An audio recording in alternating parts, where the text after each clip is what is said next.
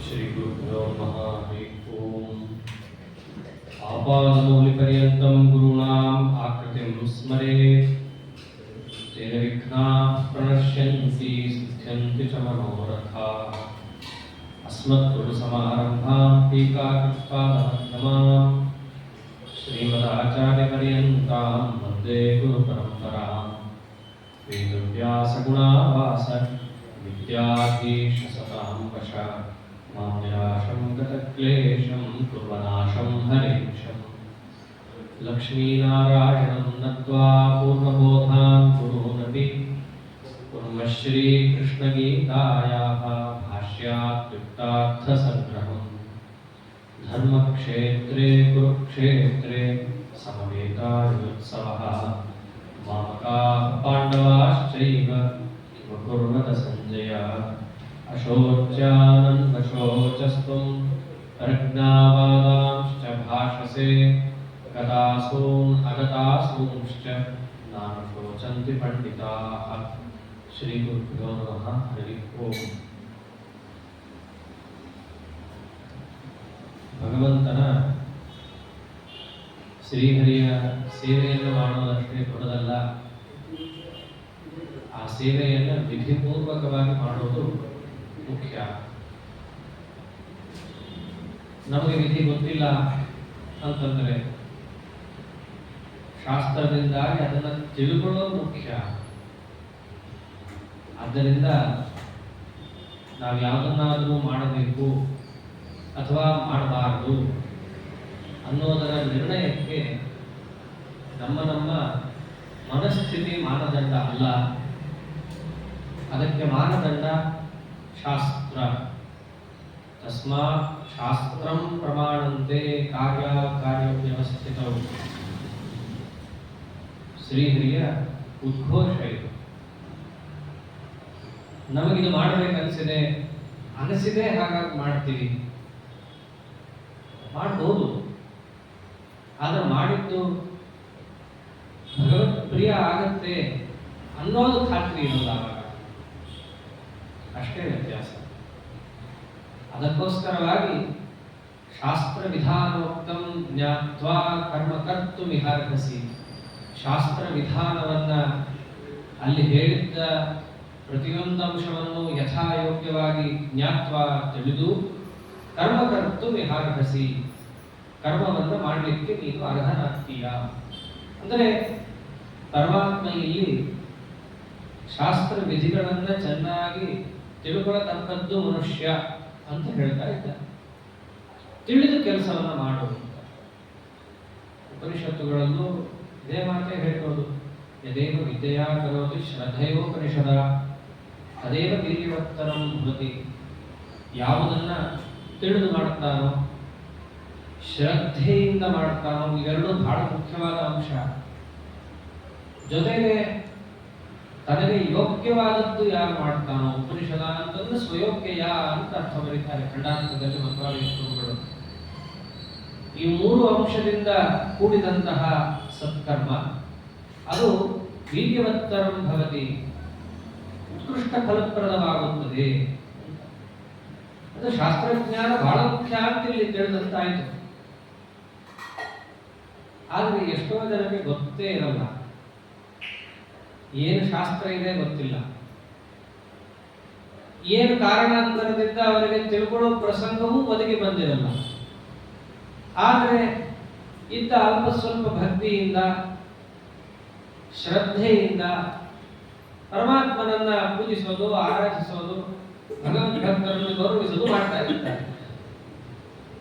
ದೇವರು ಹೇಳಿದ ಹಾಗೆ ಶಾಸ್ತ್ರಜ್ಞಾನವನ್ನ ಇಟ್ಟುಕೊಂಡು ಅವನು ಕೆಲಸ ಮಾಡಬೇಕು, ಇಲ್ಲದಿದ್ರೆ ಅದು ಯಾವುದು ಕೂಡ ವಿಧಿಪೂರ್ವಕ ಅಂತ ಕರೆಸ್ಕೊಳ್ಳದೆ ನನಗದು ಮುಟ್ಟಲ್ಲ ಅಂತ ಹೇಳಿಬಿಟ್ರೆ ಮತ್ತೆ ಸಮಾಜದ ಗತಿ ಏನು? ಎಲ್ಲರಿಗೂ ಎಲ್ಲ ಹೇಗೆ ಗೊತ್ತಿರಕ್ಕೆ ಸಾಧ್ಯ? ಒಂದು ವೇಳೆ ಗೊತ್ತಿಲ್ಲದೆ ಏನೋ ಮಾಡಿದಂತಹ ಕರ್ಮ ಅದು ಒಳ್ಳೆಯದೇ ಕೆಟ್ಟದ ಹಾಗಿದೆ, ಅಥವಾ ಹಾಗೆ ಯಾರು ಮಾಡ್ತಾನೋ ಅವನು ಸಾತ್ವಿಕನೋ ರಾಜಸನೋ ತಾಮಸನೋ ಏನಂತ ತಿಳ್ಕೋಬೇಕು ನಾವಂತ ಎಲ್ಲ ಜನರ ಪ್ರಶ್ನೆ. ಭಗವಂತನ ಎದುರಿಗೆ ಅರ್ಜುನನನ್ನು ಮುಂದಿಡ್ತಾ ಇದ್ದಾರೆ. ಅದೇ 14ನೇ ಅಧ್ಯಾಯದಿಂದ 17ನೇ ಅಧ್ಯಾಯಕ್ಕೂ ಕೂಡ ಇರುವ ಸಂಗತಿ ಕೂಡ, ಅಥವಾ ಇನ್ನೊಂದು ಸಂಗತಿಯನ್ನು ಕೂಡ ಭಗವತ್ಪಾದರು ತಿಳಿಸ್ತಾರೆ. 14ನೇ ಅಧ್ಯಾಯದಲ್ಲಿ ಒಂದು ಮಾತು ಬರುತ್ತೆ. 15, 16 ಇವೆರಡೂ ಕೂಡ 14ನೇ ಅಧ್ಯಾಯದ ವಿಸ್ತಾರವೇ ಅಂತ ಹೇಳಿದ್ದರಿಂದ 17ನೇದು ಕೂಡ 14ರಿಂದ ಕನೆಕ್ಟೆಡ್ ಆಗಿರುವಂತಹದ್ದೇ. 14ರಲ್ಲಿ ಏನು ಹೇಳಿದರೆ, ನಾಣ್ಯಂ ಗುಣೇಭ್ಯ ಕರ್ತಾರಂ ಅಂತ ಪರಮಾತ್ಮ ವಿವರಣೆಯನ್ನು ಕೊಡ್ತಾ ಸತ್ವರ್ಗ ಸ್ತಮೋ ಗುಣಗಳು ನಮ್ಮೆಲ್ಲರ ಪ್ರವೃತ್ತಿಗೆ ಕಾರಣ ಅಂತೆಲ್ಲ ವಿವರಣೆಯನ್ನು ಕೊಡ್ತಾ ಬಂದ. ಅಲ್ಲಿ ಸತ್ವರ್ಗ ಸ್ತಮೋ ಗುಣಗಳು ಅಂತ ಪ್ರಸಂಗ ಬಂದಾಗ ಅದು ಅನೇಕ ರೀತಿಯಾಗಿ ಮನುಷ್ಯನಲ್ಲಿ ಪರಿಣಮಿಸಿ ನಾನಾ ರೀತಿಯಾದ ಕರ್ಮಗಳಿಗೆ ಅದು ಕಾರಣವಾಗುತ್ತೆ ಅಂತ ಅಷ್ಟೇ ಹೇಳಿಬಿಟ್ಟಿದ್ದಾರೆ. ಇಲ್ಲದನ್ನ ವಿಸ್ತಾರವಾಗಿ ಹೇಳ್ತಾರೆ. ಸಾತ್ವಿಕವಾದಂತಹ ಕರ್ಮಗಳು ಅನೇಕ ವಿಧ, ಅದು ತಪಸ್ಸಾಗಿರಬಹುದು, ದಾನ ಆಗಿರಬಹುದು, ಯಜ್ಞ ಆಗಿರಬಹುದು, ಅನೇಕ ವೈವಿಧ್ಯದಲ್ಲಿದೆ. ನಾವು ಹೇಗೆ ಇವರು ಮಾಡ್ತಿರುವಂತಹ ಕೆಲಸವನ್ನು ಸತ್ವ ಅಥವಾ ಸಾತ್ವಿಕ ಪ್ರಚುರ, ರಾಜಸ ಪ್ರಚುರ ಅಂತ ಹೇಗೆ ತಿಳ್ಕೋಬೇಕು ಗೊತ್ತಾಗಲ್ಲ. ಅದು ಗೊತ್ತಾಗದಿದ್ರೆ ಈ ಕರ್ಮದಿಂದ ಭಗವತ್ ಪ್ರೀತಿ ಆಗುತ್ತೆ ಅನ್ನೋದು ಅರ್ಥ ಆಗಲ್ಲ. ಅದಕ್ಕೋಸ್ಕರ ವಿಸ್ತಾರ ಮಾಡುತ್ತಾ ಇದ್ದಾನೆ ಪರಮಾತ್ಮ ಈ 17ನೇ ಅಧ್ಯಾಯದಲ್ಲಿ. ಅಥವಾ ಆಗಲೇ ಹೇಳಿದಂತೆ ಶಾಸ್ತ್ರಜ್ಞಾನವೇ ಇಲ್ಲದೆ ಮಾಡಿದ ಪೂಜೆಗೆ ಏನರ್ಥ ಅನ್ನುವ ಸಮಾಜದ ಪ್ರಶ್ನೆಯೂ ಕೂಡ ಈ ಅಧ್ಯಾಯದಲ್ಲಿ ಕೇಳಲ್ಪಡ್ತಾ ಇದೆ. ಅದಕ್ಕೆ ಉತ್ತರವನ್ನು ಭಗವಂತ ಕೊಡ್ತಾ ಇದ್ದಾರೆ. ಅರ್ಜುನರ ಪ್ರಶ್ನೆಯೂ ಕೂಡ ಹಾಗೆ ಆರಂಭ ಆಗುವುದು. ಶ್ರೀ ಅರ್ಜುನ ಉವಾಚ ಯೇ ಶಾಸ್ತ್ರವಿಧಿ ಮುತ್ಸೃಜ್ಯ ಯಜಂತೆ ಶ್ರದ್ಧಯಾನ್ವಿತಾಃ ತೇಷಾಂ ನಿಷ್ಠಾಮಕಾ ಕೃಷ್ಣ ಸತ್ವಮಾಹೋ ರಜಸ್ತಮಃ. ಯಾರು ಶಾಸ್ತ್ರದ ವಿಧಿಯನ್ನ ಬಿಟ್ಟು, ಬಹಳ ಅರ್ಥವತ್ತಾದ ಶಬ್ದಗಳಿವೆಲ್ಲ, ಶಾಸ್ತ್ರದ ವಿಧಿಯನ್ನ ಯಾರು ಕೈ ಬಿಟ್ಟು ಶ್ರದ್ಧೆಯಿಂದ ನಿನ್ನನ್ನು ಪೂಜೆಯನ್ನು ಮಾಡ್ತಾರೆ ಅಥವಾ ಶ್ರದ್ಧೆಯಿಂದ ಪೂಜೆಯನ್ನು ಮಾಡ್ತಾರೆ. ಅಲ್ಲಿ ನಿನ್ನನ್ನು ಕೂಡ ಅರ್ಜುನ ಹೇಳಿಲ್ಲ. ಇದೊಂದು ಸ್ವಾರಸ್ಯ. ಶಾಸ್ತ್ರದ ವಿಧಾನವನ್ನ ಬಿಟ್ಟು ಶ್ರದ್ಧೆಯಿಂದ ಪೂಜೆಯನ್ನು ಮಾಡುವಂತಹ ಜೀವರಾಶಿಗಳಲ್ಲಿ ಸತ್ವ, ರಜಸ್ಸು, ತಮಸ್ಸು ಅಂತ 3 ವೈವಿಧ್ಯ ಏನಿದೆ, ನಾವು ಯಾವ ಒಂದು ಗುಂಪಿಗೆ ಅವರನ್ನು ಸೇರಿಸಬೇಕು? ಕಾನಿಷ್ಠ, ಅವರ ಪರಿಸ್ಥಿತಿ ಏನು? ನಿಷ್ಠಾಂಗ ಸ್ಥಿತಿ, ಅವರದ್ದು ಸತ್ವಸ್ಥಿತಿನೋ, ರಜಸ್ಥಿತಿನೋ, ತಮಸ್ಥಿತಿನೋ? ಇನ್ನ ಬಿಡಿಸಿ ಹೇಳೋದಾದ್ರೆ, ಶಾಸ್ತ್ರಜ್ಞಾನ ಇಲ್ಲದೆ ಆರಾಧಿಸುವವರು ಸಾತ್ವಿಕರೋ, ರಾಜಸರೋ, ತಾಮಸರೋ ಅಂತ ಇಷ್ಟು ಪ್ರಶ್ನೆ ಅರ್ಜುನ. ಇಲ್ಲಿ ಬರೀ ಗೀತೆಯನ್ನು ನೋಡಿದಾಗ ಅರ್ಥ ಎಷ್ಟು ಬರುತ್ತೆ? ಶಾಸ್ತ್ರವಿಧಿ ಉತ್ಸೃಜ್ಯ ಅಂತ. ಉತ್ಸೃಜ್ಯ ಅಂದ್ರೆ ಕೈ ಬಿಟ್ಟು. ಕೈ ಬಿಡೋದು ಏನು ಅಂತ ಪ್ರಶ್ನೆ. ಅಪ್ರಾಮಾಣಿಕ ಅಂತ ಹೇಳಿ ಅದನ್ನ ತ್ಯಾಗ ಮಾಡೋದನ್ನ ಕೈ ಬಿಡೋದು ಅಂತನೋ, ಇಲ್ಲ ಅದರ ಪರಿಜ್ಞಾನವೇ ಇಲ್ಲದೆ ಇರೋದು ಅಂತ ಅಷ್ಟೇ ಅರ್ಥ. ಕೆಲವರು ಏನು ಅರ್ಥ ಮಾಡಿಬಿಟ್ಟಿದ್ದಾರೆ, ಅದನ್ನು ಅಪ್ರಾಮಾಣಿಕ ಅಂತ ಹೇಳಿ ಕೈ ಬಿಟ್ಟು ಅಂತ ಅರ್ಥ ಮಾಡಿದ್ದಾರೆ. ಒಂದು ವೇಳೆ ಹಾಗೆ ಅರ್ಥ ಆಗಿದ್ರೆ ಅಭಿಪ್ರಾಯ ಏನಾಗುತ್ತೆ? ಶಾಸ್ತ್ರವನ್ನ ಅಪ್ರಾಮಾಣಿಕ ಅಂತ ಯಾರು ಕೈ ಬಿಡುತ್ತು ಆರಾಧನೆ ಮಾಡ್ತಾರೋ ಅವರು ಯಾರು ಅಂತ ಪ್ರಶ್ನೆ ಆಗುತ್ತೆ. ಕೃಷ್ಣ ಅಧ್ಯಾಯದ ತುಂಬ ಉತ್ತರ ಕೊಡೋ ಪ್ರಮೇಯನೇ ಇಲ್ಲ. ಅವರು ತಾಮಸರು ಅಂತ ಹೇಳಿ ಮುಗಿಸ್ಬಿಡ್ಬೋದಿತ್ತು. ಮುಂದೆ ವಿಭಾಗ ಮಾಡ್ತಾ ಇದ್ದಾನೆ, ಸಾತ್ವಿಕ, ರಾಜಸ, ತಾಮಸ ಅಂತೆಲ್ಲ. ಆದ್ದರಿಂದ ಇಲ್ಲಿ ಅಪ್ರಾಮಾಣಿಕ ಅಂತ ಹೇಳಿ ಕೈ ಬಿಟ್ಟು ಅಂತ ಅರ್ಥ ಅಲ್ಲ, ಅದರ ಬಗ್ಗೆ ಪರಿಜ್ಞಾನ ಇಲ್ಲಪ್ಪ, ಆ ಸ್ಥಿತಿಯಲ್ಲಿ ಪೂಜೆಯನ್ನು ಮಾಡುವವರು ಸಾತ್ವಿಕರೋ, ರಾಜಸರೋ, ತಾಮಸರೋ ಅಂತ ಇಷ್ಟೇ ಪ್ರಶ್ನೆ ಅರ್ಜುನನು. ಇದೆಲ್ಲ ಸಮಾಜಕ್ಕೂ ಕೂಡ ಪ್ರಶ್ನೆನೇ. ನಮ್ಗೆ ಗೊತ್ತಿಲ್ಲಪ್ಪ, ಪೂಜೆ ಮಾಡಬೇಕು ಹೇಳಿದ್ದಾರೆ, ನಮಗೂ ಭಕ್ತಿ ಇದೆ, ಮಾಡ್ತೀವಿ. ಈ ಶ್ರದ್ಧೆಯಾನ್ವಿತಾಹ ಅಂತ ಇದೆ. ಶ್ರದ್ಧೆಯಾನ್ವಿತಾಹ ಅಂತಂದ್ರೆ ಶ್ರದ್ಧೆಯನ್ನು ಕೂಡಿದವರು. ಶ್ರದ್ಧೆ ಅಂದ್ರೆ ಏನು? ಮೊಟ್ಟ ಮೊದಲನೇದಾಗಿ ಆಚಾರ್ಯರು ನಿರ್ಣಯವನ್ನು ಕೊಡ್ತಾರೆ. ಶ್ರದ್ಧಾ ಆಸ್ತಿಕ್ಯ ಬುದ್ಧಿ ಅಂತಾರೆ. ಆಸ್ತಿಕ್ಯ ಬುದ್ಧಿಯನ್ನು ಶ್ರದ್ಧೆ ಅಂತ ಕರೀತಾರೆ ಅಷ್ಟೇ. ಹಾಗೆ ಆಸ್ತಿಕ್ಯ ಬುದ್ಧಿಯಿಂದ ಕೂಡಿಕೊಂಡಿರುವ ಮನುಷ್ಯರು ಸಾತ್ವಿಕರೋ ರಾಜಸರೋ ತಾಮಸರೋ, ಮನುಷ್ಯರು ಅಂತಲ್ಲ, ಯಾವ ಜೀವರಾಶಿಗಳನ್ನು ತಗೊಳ್ಳಿ. ಇನ್ನೊಂದು ಪರಮ ಮುಖ್ಯವಾದ ಅಂಶ ಈ ಅಧ್ಯಾಯದಲ್ಲಿ ನಮಗೆ ತಿಳಿಯೋದೇನು ಅಂತಂದ್ರೆ ಜೀವ ತ್ರೈವಿಧ್ಯ ಇದೆ ಅಂತ ಹೇಳಿ ಒಂದು ಮಾತು. ಅದಕ್ಕೆ ಪ್ರಮಾಣ ಏನು ಅಂತ ಪ್ರಶ್ನೆ. ಕೆಲವರ ಮತದಲ್ಲಿ ಜೀವನೇ ಇಲ್ಲ, ಇನ್ನು ಕೆಲವರ ಮತದಲ್ಲಿ ಜೀವರಿದ್ದರೂ ಎಲ್ಲರೂ ಸಮಾನರು. ಆದರೆ ಆ ಎಲ್ಲ ವಿಚಾರಗಳಿಗೂ ಒಂದು ಆಧಾರ ಇದ್ದರೆ ಒಂದು ಬೆಲೆ. ಆದರೆ ಜೀವರಾಶಿಗಳಲ್ಲಿ ತ್ರೈವಿಧ್ಯ ಇದೆ, ಅವರು ಸಾತ್ವಿಕರು ರಾಜಸರು ತಾಮಸರು ಅಂತ ಇದೆ ಅನ್ನುವಂತಹ ಅಂಶವನ್ನು ಭಗವತ್ಪಾದರು ಪ್ರತಿಪಾದನೆ ಮಾಡಿದಾಗ ಯಾರೇ ಆಗಲಿ ಕೇಳ್ತಾರಲ್ಲ, ಇದಕ್ಕೇನು ಆಧಾರ ಇದೆ? ಯಾರ ಕಣ್ಣಿಗೂ ಕಾಣುವಂತಹದ್ದಲ್ಲ ಅದು. ಇದಕ್ಕೆಲ್ಲ ಆಗಮ ಪ್ರಮಾಣವೇ ಕೊಡಬೇಕು. ಅದರಲ್ಲೂ ಸಂಪ್ರತಿಪನ್ನ ಆಗಮ ಪ್ರಮಾಣವೇ ಆದರೆ ಎಲ್ಲರೂ ತಲೆ ಬಗ್ಗಿಸ್ತಾರೆ. ಅಂತ ಆಗಮ ಪ್ರಮಾಣ ಯಾವುದು ಅಂತಂದ್ರೆ ಭಗವದ್ಗೀತೆ. ಈ ಅಧ್ಯಾಯದಲ್ಲಿ ಜೀವ ತ್ರೈವಿಧ್ಯವನ್ನು ತಿಳಿಸಿಕೊಡ್ತಾರೆ. ಸಾತ್ವಿಕರು ರಾಜಸರು ತಾಮಸರು ಅಂತ ಹೇಳಿ ಅನೇಕ ಬಾರಿ ಹಿಂದೆ ಭಗವದ್ಗೀತೆಯ ವಿಚಾರದಲ್ಲಿ ಜೀವನಲ್ಲಿ ಸತ್ವಗುಣ ಇಲ್ಲ, ಜೀವನಲ್ಲಿ ರಜೋಗುಣ ಇಲ್ಲ ಅಂತ ಅನೇಕ ಬಾರಿ ಹೇಳಿಸಿದೆ. ಹಾಗೆ ನೋಡಿದಾಗ ಜೀವನಲ್ಲಿ ಸತ್ವಗುಣ ಇಲ್ಲದಿದ್ರೆ ಸಾತ್ವಿಕರನ್ನು ಕರೆಯೋದು ಹೆಂಗೆ, ರಾಜಸರನ್ನು ಕರೆಯೋದು ಹೆಂಗೆ ಅಂತ ಪ್ರಶ್ನೆ ಬರುತ್ತೆ. ಅಭಿಪ್ರಾಯ ಭೇದದಿಂದ ಹಾಗೆ ಮಾತಾಡ್ತಿರ್ತಾರೆ. ಸತ್ವಗುಣ ಇಲ್ಲ ಅಂತ ಹೇಳಿದಾಗ ಅರ್ಥ ಏನು? ಪ್ರಕೃತಿ ವಿಕಾರವಾದಂತಹ ಸತ್ವರಜಸ್ತಮೋ ಗುಣಗಳು ಅಂತ ಏನಿದ್ದಾವೆ ಆ ಗುಣಗಳು ಸ್ವಾಭಾವಿಕವಾಗಿ ಜೀವರಲ್ಲಿ ಇಲ್ಲ ಅಂತ. ಮತ್ತು ಜೀವರಲ್ಲಿ ಸಾತ್ವಿಕರು ಅಂತ ಕರೀತಿರಲ್ಲ, ಅದೇನು? ಸತ್ವಗುಣ ಇರೋದು ಕರಿತೀವಿ. ಈ ಸತ್ವಗುಣ ಇದೆಯಲ್ಲ, ಇದು ಪ್ರಕೃತಿ ವಿಕಾರವಾದದ್ದಲ್ಲ, ಇದು ಜೀವ ಸ್ವಭಾವವಾದದ್ದು ಅಂತ ಹೇಳ್ಕೊಂಡು ಕರಿತಿರ್ತಾರೆ. ಆದ್ದರಿಂದ ಜೀವರನ್ನ ಸಾತ್ವಿಕರು ಅಂತ ಯಾರಾದರೂ ಕರೆದ್ರೆ ಅದರ ಅರ್ಥ ಪ್ರಕೃತಿ ವಿಕಾರವಾದಂತಹ ಸತ್ವಗುಣ ಇದ್ದವರು ಅಂತ ಅರ್ಥ ಅಲ್ಲ.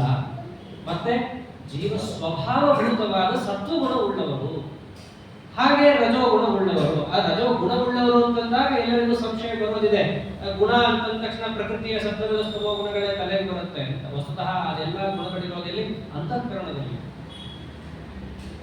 ಪ್ರಕೃತಿ ವಿಕಾರವಾದ ಗುಣಗಳು ಜೀವರನ್ನ ಸಾತ್ವಿಕ ಅಂತ ಕರಿಬೇಕಾಗಿರುವಂತಹ ಸತ್ವ ಅನ್ನೋ ಅಂಶ ಇದೆ, ಇದು ಪ್ರಕೃತಿ ವಿಕಾರವಾದದ್ದಲ್ಲ, ಸ್ವಾಭಾವಿಕ. ಯಾಕೆ ಹಾಗೆ ಹೇಳಕ್ ಬರಲ್ಲ ಅಂತಂದ್ರೆ ಈ ಸತ್ವಗುಣ ಭರಿತನಾಗಿಯೇನೆ ಅದು ಮೋಕ್ಷದಲ್ಲಿರ್ತಾನೆ. ಒಂದು ವೇಳೆ ಅದು ಪ್ರಕೃತಿಯ ಗುಣವೇ ಆಗಿದ್ದಲ್ಲಿ ಇವನು ಪ್ರಕೃತಿಯನ್ನ ಮೀರಿ ಆ ಮೋಕ್ಷವನ್ನ ಲಿಂಗದೇಹ ಭಂಗವನ್ನು ಇವನು ಪಡೆದಾಗ ಸತ್ವಗುಣ ಎಲ್ಲಿ ಹೋಗುತ್ತೆ? ಆದ್ರೆ ಅದು ಸತ್ವಗುಣ ಇದೆ. ಯಾವುದದು? ಸ್ವಾಭಾವಿಕವಾದದ್ದು.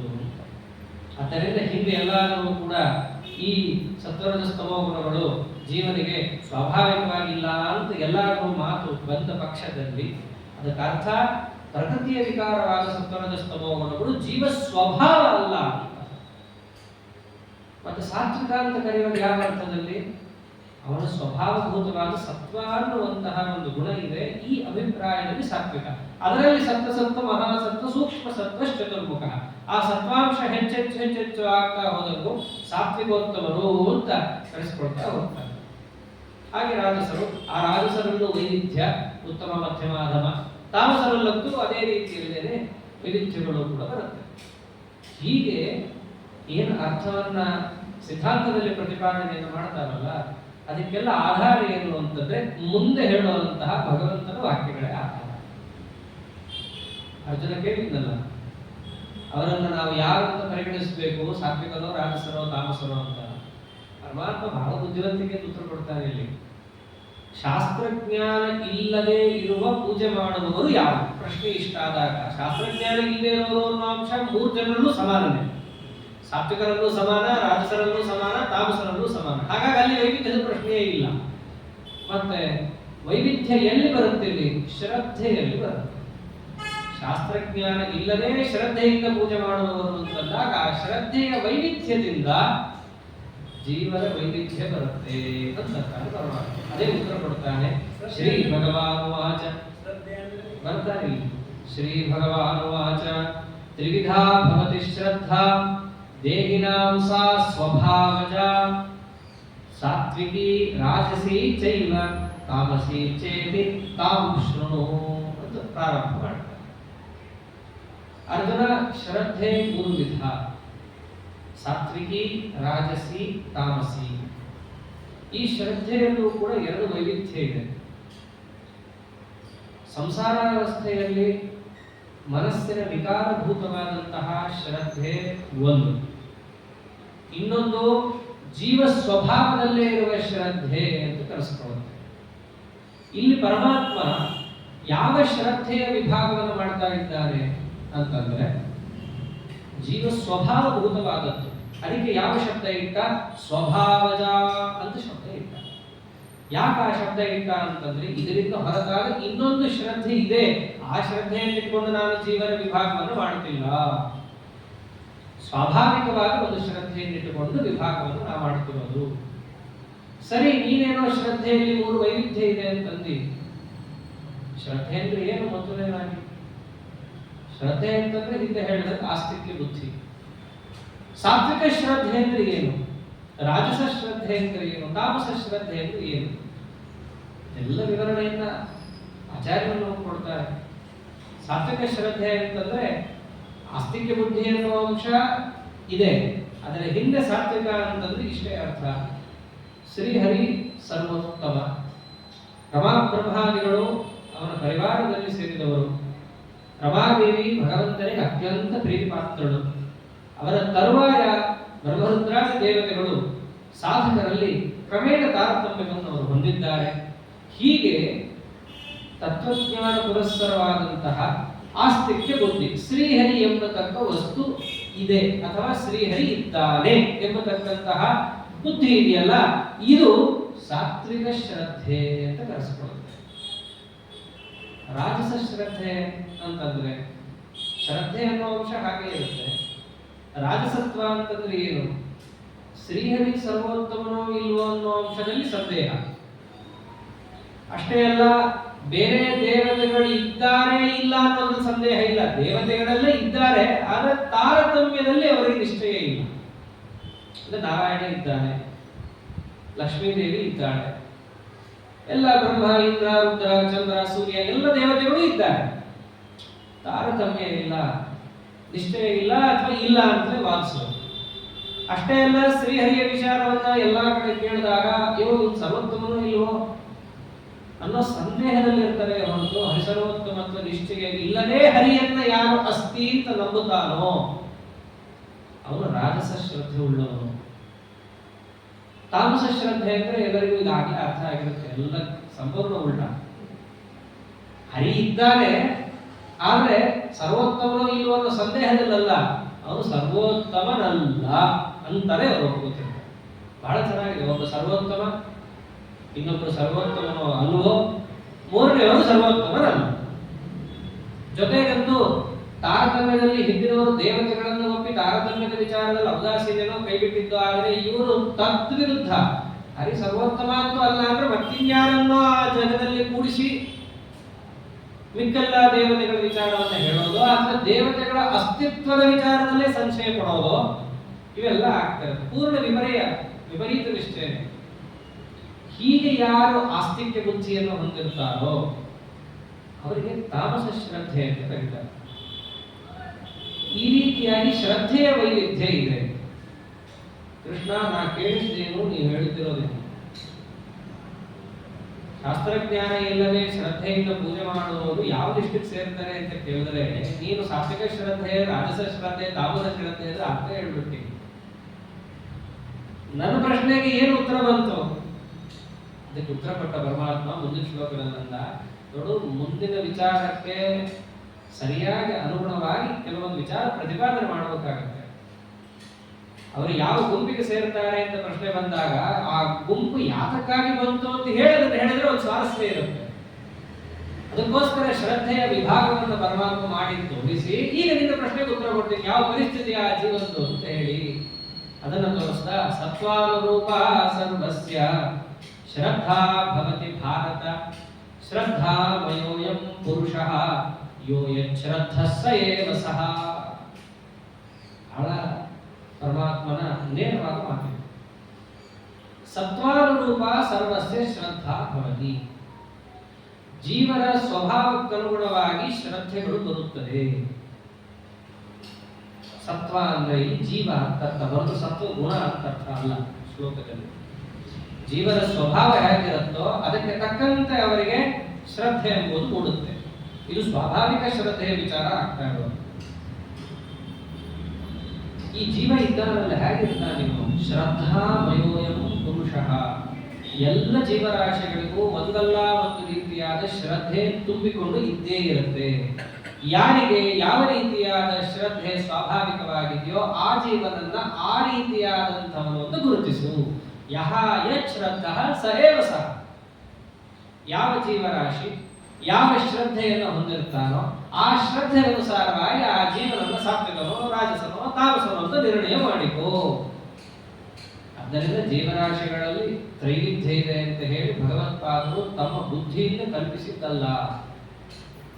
ಭಗವಂತ ಯೋಯತ್ ಶ್ರದ್ಧ ಸಯೇವ ಸಹ ಅಂತ ಶ್ರದ್ಧೆಗನುಸಾರವಾಗಿ ಜೀವ ತ್ರೈವಿಧ್ಯವನ್ನ, ಶ್ರದ್ಧಾ ತ್ರೈವಿಧ್ಯವನ್ನ, ತದನುಸಾರವಾಗಿ ಜೀವತ್ರೈವಿಧ್ಯವನ್ನ ಶ್ರೀಹರಿ ಪ್ರತಿಪಾದನೆ ಮಾಡ್ತಾ ಇದ್ದಾರೆ. ಇದೆಲ್ಲ ವಿಚಾರವನ್ನು ನಾವು ನೋಡ್ತಾ ಹೋದ್ರೆ ಅನೇಕ ಪ್ರಶ್ನೆಗಳು ಬರುತ್ತೆ. ಸಾತ್ವಿಕ ರಾಜಸ ತಾಮಸ ಅನ್ನುವಂತಹ ಅಂಶವನ್ನು ಹೇಗೆ ತಿಳ್ಕೋಬೇಕು ಅಂತ ಪ್ರಶ್ನೆ ಬಂದ್ರೆ ದೇವರನ್ನ ಶ್ರದ್ಧೆಯನ್ನು ನೋಡಿ ತಿಳ್ಕೋ ಅಂತ. ಆ ಶ್ರದ್ಧೆ ಎಂತಹದ್ದು ಸ್ವಾಭಾವಿಕವಾದದ್ದು ಅಂತ ಅದು ಯಾರಿಗೂ ಗೊತ್ತಾಗೋ ಹಾಗೆ ಇಲ್ಲ. ಕಡೆಗೂ ಇವರು ಸಾತ್ವಿಕ ರಾಜಸ ತಾಮಸ ಅಂತ ನಿರ್ಣಯ ಹೇಗೆ ಮಾಡ್ಕೋಬೇಕು? ಅದಕ್ಕೆ ಬಹಳ ಚೆನ್ನಾಗಿ ನಿರ್ಣಯವನ್ನು ಕೊಡ್ತಾರೆ ಆಚಾರ್ಯ. ಯಾವತ್ತಿದ್ರೂ ನಮ್ಮ ಸ್ವಭಾವದ ಶ್ರದ್ಧೆಗೆ ಅನುಸಾರವಾಗಿಯೇ ಮಾನಸಿಕ ಶ್ರದ್ಧೆ ಮೂಡುತ್ತೆ. ಪ್ರಾಯ ಎಲ್ಲ ಪ್ರಾಯ ಅನ್ನೋ ಶಬ್ದವನ್ನು ಯಾಕೆ ಬಳಸ್ತಾರೆ ಅನ್ನೋದು ಮುಂದೆ ಆಚಾರ್ಯ ತಿಳಿಸ್ತಾರೆ. ಪ್ರಾಯ ಅವನ ಶ್ರದ್ಧೆ ಹೊರಗೇನು ಜಗತ್ತಿಗೆ ತೋರುತ್ತೋ ಅದೆಲ್ಲ ಮಾನಸಿಕವಾದದ್ದು. ಅದು ತೋರಬೇಕಾದರೆ ಅದರ ಹಿನ್ನೆಲೆಯಲ್ಲಿ ಆ ಶ್ರದ್ಧೆಗೆ ಮೂಲಭೂತವಾಗಿ ಮಾನಸಿಕ ಶ್ರದ್ಧೆ ಆ ರೀತಿಯಾಗಿರುತ್ತೆ. ಅದನ್ನು ನೋಡಿಕೊಂಡು ನಾವೇನ್ ಮಾಡಬೇಕು? ಆತನನ್ನ ಸಾತ್ವಿಕನೋ ರಾಜಸನೋ ತಾಮಸನೋ ಅಂತ ತಿಳಿದುವುದು. ಅಯ್ಯೋ, ಎಷ್ಟೋ ಬಾರಿ ಉಲ್ಟುಲ್ಟ ಕಾಣಬಹುದು.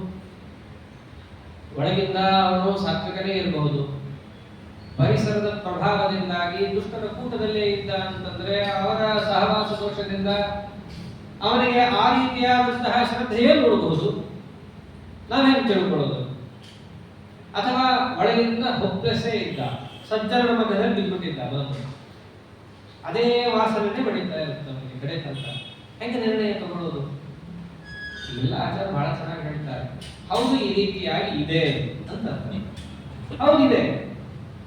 ಹೆಂಗೆ ನಿರ್ಣಯ ತಗೋತೀವಿ ಅಂತಂದ್ರೆ, ಪ್ರಭಾವದಿಂದಾಗಿ ಅವನಲ್ಲಿ ಮೂಡಿದಂತಹ ಶ್ರದ್ಧೆ ತಾತ್ಕಾಲಿಕವಾಗಿರುತ್ತೆ, ಅದು ಹೆಚ್ಚೊತ್ತಿರಲ್ಲ, ಹೋಗ್ಬಿಡುತ್ತೆ.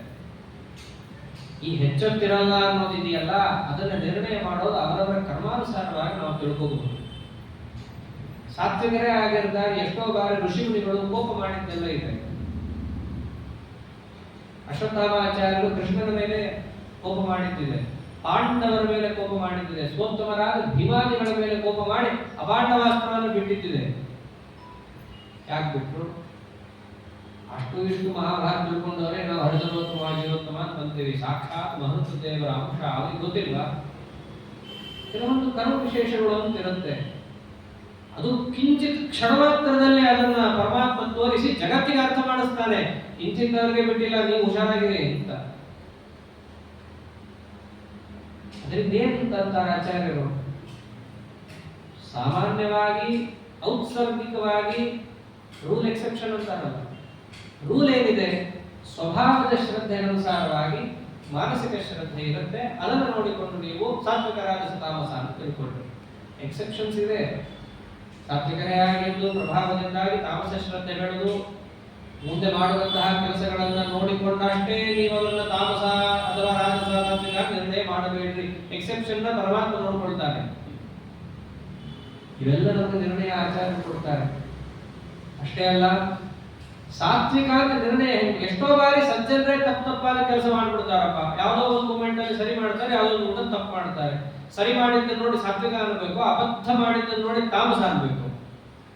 ಒಟ್ಟು ವಿದ್ವಾಂಸರೇ ಆಗಿರ್ತಾರೆ, ಎಲ್ಲ ಪಾಠ ಪ್ರವಚನ ಮಾಡ್ತಾರೆ, ಎಲ್ಲ ಮಾಡ್ತಾರೆ. ಯಾವುದೋ ಒಂದು ಕಾಲದಲ್ಲಿ ಹೋಗಿ ತಾಯಿ ಕೈ ಬಿಡ್ತಾರೆ. ತಪ್ಪೇ ತಾನೆ? ಏನಂತ ನಿರ್ಣಯ ಮಾಡಬೇಕು? ಅವರನ್ನ ಮಾಡಿದ ಒಂದು ತಪ್ಪು ಕೆಲಸವನ್ನು ನೋಡಿ ಅಬದ್ಧ ಇದ್ದಾರೆ ಅಂತ ಅಂದಕ್ಕೆ ಹೋಗ್ಬೇಕಾ? ಇಲ್ಲ ಮಿಕ್ಕಿದ್ದೆಲ್ಲವನ್ನು ನೋಡಿಬಿಟ್ಟು ಇವರು ಸಾತ್ವಿಕರು ಅಂತ ನಿರ್ಣಯ ಮಾಡಬೇಕು. ಇಲ್ಲೆಲ್ಲ ಆಚಾರ ವಾಕ್ಯಗಳು ಬಹಳ ಮುಖ್ಯ ಆಗುತ್ತೆ. ಅವರೇನಂತಾರೆ, ಇವೆರಡರಲ್ಲಿ ಯಾವ್ದು ಹೆಚ್ಚು ಮಾಡಿದ್ದಾರೆ ನೋಡ್ರಿ ಅಂತ. ನಿರ್ಣಯ ನಮಗೆ ಕೊಡಬೇಕು ಅಂದ್ರೆ ಆಚಾರ ಬೇಕಾಗುತ್ತೆ. ಇಷ್ಟೆಲ್ಲ ಬಂದಾಗ ಅವರೇನಂತಾರೆ, ಶ್ರದ್ಧಾ ವಿಶೇಷಂ ದೃಷ್ಟ ತತ್ರಾಪಿ ಶ್ರದ್ಧಾ ವಿಶೇಷಾಧಿಕ್ಯಂ ದೃಷ್ಟ ಸಾತ್ವಿಕಾಲ ನಿರ್ಣಯ. ಅವನೇನು ಶ್ರದ್ಧೆ ಅದನ್ನು ನೋಡ್ರಿ, ಅದರಲ್ಲೂ ಯಾವ ಶ್ರದ್ಧೆ ಹೆಚ್ಚಿದೆ ಅನ್ನೋದನ್ನು ನೋಡಿ ನಾವು ಸಾತ್ವಿಕ ಅಂತ ತಿಳಿಬಹುದು. ಇವೆಲ್ಲ ವಸ್ತುತಃ ದೇವಗಮ್ಯವಾದ ವಿಚಾರ. ಇನ್ನ ಹೇಳಬೇಕಂದ್ರೆ ಎದುರಿಗಿರೋರ ಬಣ್ಣನೇ ಲೈಟ್ ಸರಿಯಾಗಿಲ್ಲ ಅಂತ ನಮಗೆ ಗೊತ್ತಾಗಲ್ಲ. ಆ ಸ್ಥಿತಿಯಲ್ಲಿ ನಾವಿದ್ದೀವಿ. ಅಂತಹದ್ದು ಅವನ ಸ್ವಭಾವಕ್ಕೋ ಇವು ಸಾತ್ವಿಕ ನಿರ್ಣಯ ಮಾಡೋದೆಲ್ಲ ನಮ್ಮ ಮಿತಿಗೆ ಮೀರಿದಂತಹ ಅಂಶ.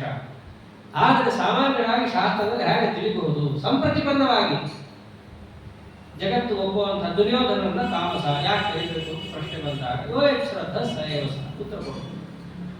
ಈಗ ನಮ್ಮ ಕಣ್ಣೆದುರಿಗೆ ಯಾರೋ ಒಬ್ರು ಬಂದು ಕೊಡ್ತಾರೆ, ಇವರು ಸಾತ್ವಿಕರು ರಾಜರು ತಾಮಸರು ಹೇಳ್ರಿ ಅನ್ನೋದನ್ನ ನಾವು ಕೈ ಮುಗಿದು ನಮ್ಗೆ ಗೊತ್ತಿಲ್ಲ ಅಂತ ಹೇಳಿ ಎದ್ದು ಹೋಗ್ತಾರೆ.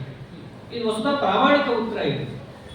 ಏನೋ ನಮ್ಗೆ ಗೊತ್ತಿರೋದು ಅಥವಾ ಹಿಂದಿನ ದಿವಸ ಅವ್ರು ಮಾಡಿದ್ದು ಏನೋ ಒಂದು ಅನಾಚಾರ ನಮ್ಮ ತಲೆಯಲ್ಲಿ ಇಟ್ಕೊಂಡು ಅದನ್ನು ಮಾಡಿದ್ದೆ ಈ ತಾಮಸ ಅಂತ ಅನ್ನೋದ್ರಲ್ಲಿ ನಮ್ಗೆ ಆಗಲ್ಲ. ಪ್ರಾಮಾಣಿಕ ಉತ್ತರ ಕೊಡಬೇಕು ಅಂದ್ರೆ ನಮ್ಗೆ ಗೊತ್ತಿಲ್ಲ ಅಂತ ಅಷ್ಟೇ. ಯಾರಿಗೆ ಗೊತ್ತಿದೆ? ಒಳಗಿದ್ದವರು ಗೊತ್ತಿರುತ್ತೆ. ಆದ್ದರಿಂದ ಶಾಸ್ತ್ರಜ್ಞಾನ ಇಲ್ಲದೆ ಶ್ರದ್ಧೆಯಿಂದ ಪೂಜೆ ಮಾಡುವವರು ಯಾರು ಅಂತ ನೀವು ಪ್ರಶ್ನೆ ಕೇಳಿದ್ರೆ ಆ ಶ್ರದ್ಧೆಗೆ ತಕ್ಕಂತೆ ಅವರು ಸಾತ್ವಿಕ ರಾಜಸ ತಾಮಸ ಅಂತ ನಿರ್ಣಯ ಮಾಡಿಕೋ. ಮೇಲ್ನೋಟಕ್ಕೆ ಇಷ್ಟು ನಾನು ತಿಳಿಸ್ತಾ ಇದ್ದೀನಿ, ಅಥವಾ ವಾಸ್ತವದಲ್ಲೂ ವಿಷಯ ಇಷ್ಟೇ, ನಿಮಗದು ತಿಳಿಯಲ್ಲ ಅನ್ನೋದು ಬೇರೆ ವಿಷಯ. ಹೀಗೆ ಆ ಪರಮಾತ್ಮ ತಿಳಿಸ್ತಾ ಇಂತಿಂತ ಶ್ರದ್ಧೆಯಿಂದ ಯಜಂತೆ ಶ್ರದ್ಧೆಯಾನ್ವಿತಾಹ ಅಂತ ಕೇಳಿದ್ದ ಅರ್ಜುನ. ಶಾಸ್ತ್ರಜ್ಞಾನ ಇಲ್ಲದೆ ಶ್ರದ್ಧೆಯಿಂದ ಪೂಜೆ ಮಾಡುತ್ತಾರೆ. ಶ್ರದ್ಧೆಯಿಂದ ಅನ್ನೋದ್ರಿಂದಲೂ ಜೀವತ್ರೈವಿಧ್ಯ ತಿಳ್ಕೋಬಹುದು, ಅಥವಾ ಶ್ರದ್ಧೆಯಿಂದ ಮಾಡುವ ಪೂಜೆಯಿಂದ ಅವನ ಜೀವತ್ರೈವಿಧ್ಯವನ್ನು ತಿಳಿಬಹುದು ಅಂತ.